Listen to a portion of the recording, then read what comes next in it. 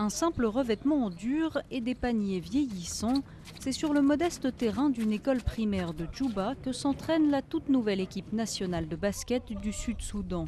Créée il y a 3 semaines, l'équipe doit jouer son premier match le 11 juillet. Si dès notre premier match, nous gagnons contre une équipe bien établie comme l'Ouganda, tout le monde se sentira bien. Les Sud-Soudanais verront qu'ils valent quelque chose.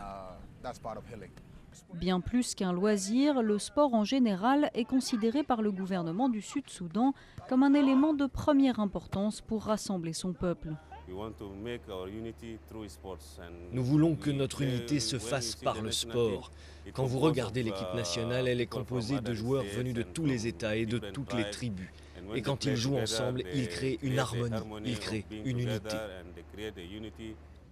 Une harmonie qui prendra du temps dans ce pays où les comportements sont encore très marqués par 23 années de guerre civile. Le principal défi, c'est que les joueurs reviennent d'une culture de la guerre, donc ils veulent riposter à chaque fois. Nous voulons leur inculquer un comportement proactif et positif. Et l'enjeu est important.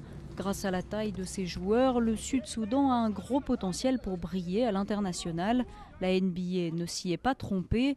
La Fédération américaine de basket vient de recruter un Sud-Soudanais alors qu'une délégation s'apprête à venir encourager les joueurs pour qu'ils soient prêts pour leur jour J, leur premier match qui aura lieu 2 jours seulement après l'indépendance officielle du pays.